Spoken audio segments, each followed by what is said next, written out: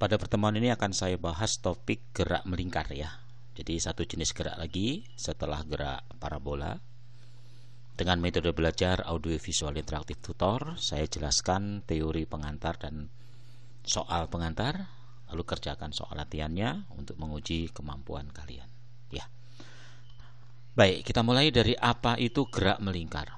Gerak melingkar ya lintasannya lingkaran. Lingkaran itu punya titik pusat, yaitu pusat lingkaran. Jadi gerak melingkar itu gerak yang jaraknya tetap terhadap titik tertentu, yaitu titik pusat lingkaran gitu. Lalu karena dia bergerak melingkar, selain besaran gerak ya, itu ada seperti gelombang ya, yang disebut periode dan frekuensi. Periode itu adalah waktu satu putar, waktu putar. Wak dibagi putaran. Kalau frekuensi itu banyak putar, jadi putaran dibagi waktu. Jadi kebalikannya ya, berarti frekuensi itu seper periode. Itu jadi bedanya kalau gerak melingkar itu punya frekuensi dan periode. Lalu besarannya pun ini nambah lagi, yaitu besaran sudut dalam derajat atau dalam radian atau dalam putaran. Misalnya jarak perpindahan ya, dulu kan S, sekarang diganti dengan theta. Kecepatan juga gitu nanti, kecepatan sudut. Percepatan juga begitu. Lambangnya lambang Romawi Latin. Untuk perpindahan jarak gitu ya, lambangnya theta. Satuannya dalam sistem internasional dalam satuan radian, di mana satu putaran 360 derajat itu adalah 2 pi radian. Itu konversinya. Lalu kecepatan sudut, ya berarti jarak dibagi waktu. Hanya saja jaraknya itu perpindahan sudut. Satuannya pun bukan meter per sekon, tetapi radian per sekon. Percepatan juga seperti itu. Berubahnya kecepatan dibagi berubahnya waktu. Berarti satuannya adalah radian per sekon kuadrat. Bisa ya? Kemudian seperti gerak lurus, nanti gerak melingkar dibagi dua. Ada GMB, ada GMBB. Kalau GMB itu adalah kelajuannya tetap, besar kecepatan tetap. Rumusnya seperti GLB, cuma ada perpindahan linier dan perpindahan sudut. Jadi kalau kita lihat, ini tadi jari-jari ya, pusat lingkaran. Ini kecepatannya, besarnya tetap, tapi arahnya berubah. Jadi besar V1 sama dengan V2, tapi arahnya berubah. Ya, lalu hubungan percepatan linier dan perpindahan linier dan sudut adalah perpindahan linier adalah sudut kali jari-jari. Gampangnya linier sama dengan anguler kali R gitu. Ya, rumusnya seperti halnya jarak kecepatan kali waktu, tapi jarak sudut kecepatan sudut kali waktu.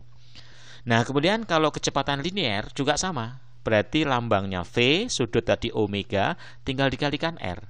Berarti V omega kali R. V itu kecepatan linier, meter per sekon. Omega itu kecepatan sudut, radian per sekon. Ini adalah R. Nah, omega itu apa?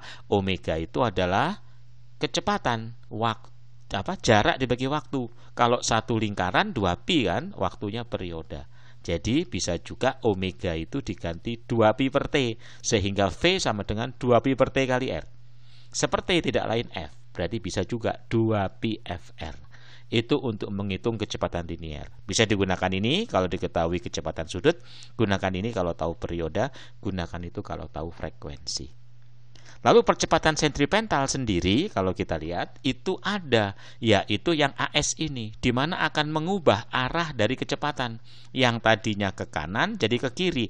Nah, yang mengubah kecepatan itu namanya percepatan, mengubah arahnya. Jadi arahnya selalu tegak lurus dengan kecepatan linier, itu sentripetal, dan selalu menuju mengarah ke pusat lingkaran. Itu namanya percepatan sentripetal. Lalu besarnya berapa? Besarnya itu sebenarnya tinggal dikalikan aja ya, V kali omega, atau V kuadrat per R, atau omega kuadrat kali R. Ini kalau diketahui kecepatan sudut, itu kalau diketahui kecepatan linier. Oke.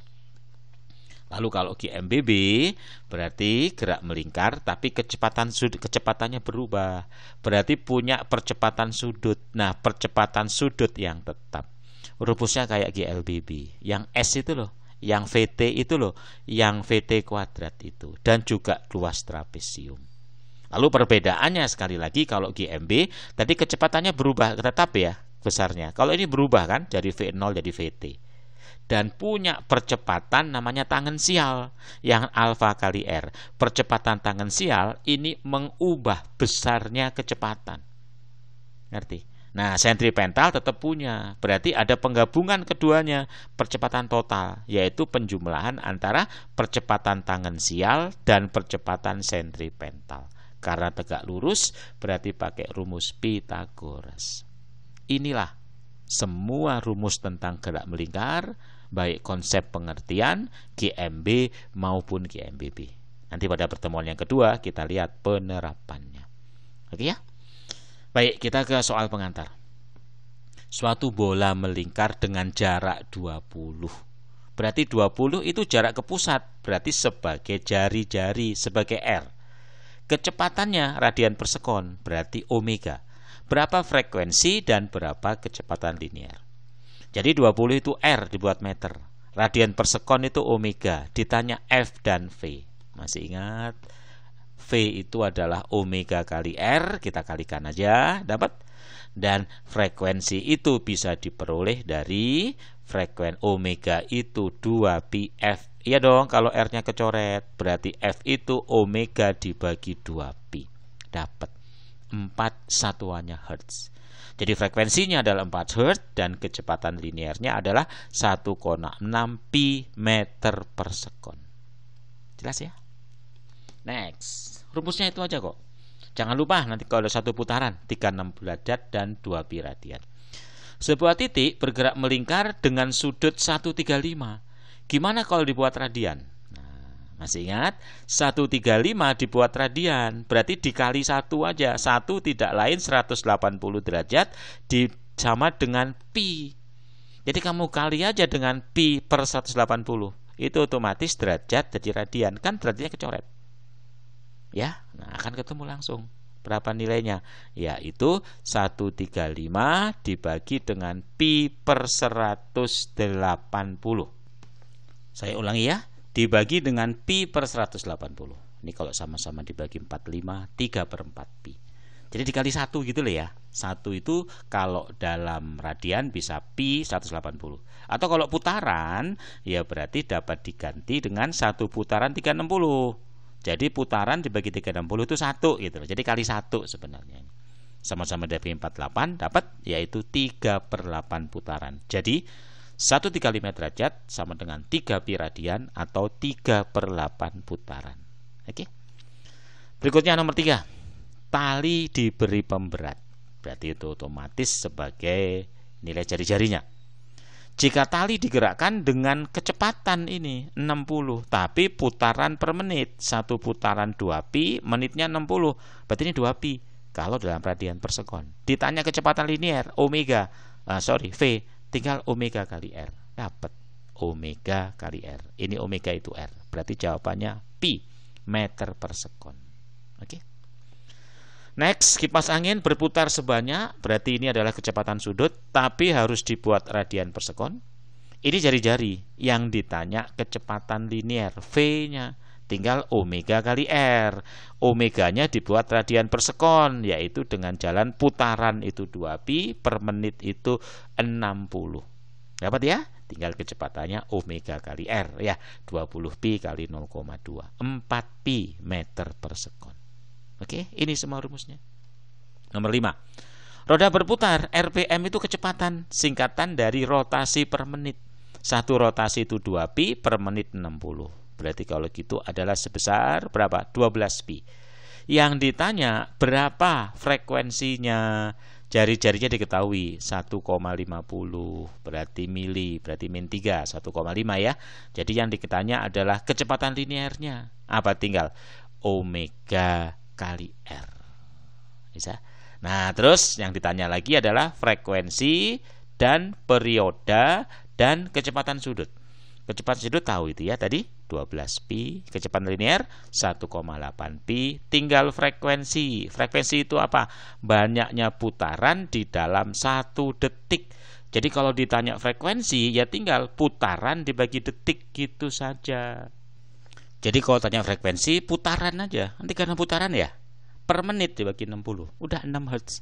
Jarak periodanya adalah 1/6 detik. Jadi frekuensinya 6 Hz, periodanya 1/6 detik, kecepatan sudutnya 12 pi radian, kecepatan linear 1,8 pi meter per sekon. Itulah ya.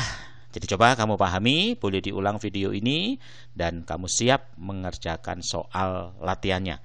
Kerjakan 10 soal ini dalam waktu sekitar 20 atau sampai 30 menit ya. Dan nanti setiap 4 detik satu lembar halaman ini akan saya hilangkan.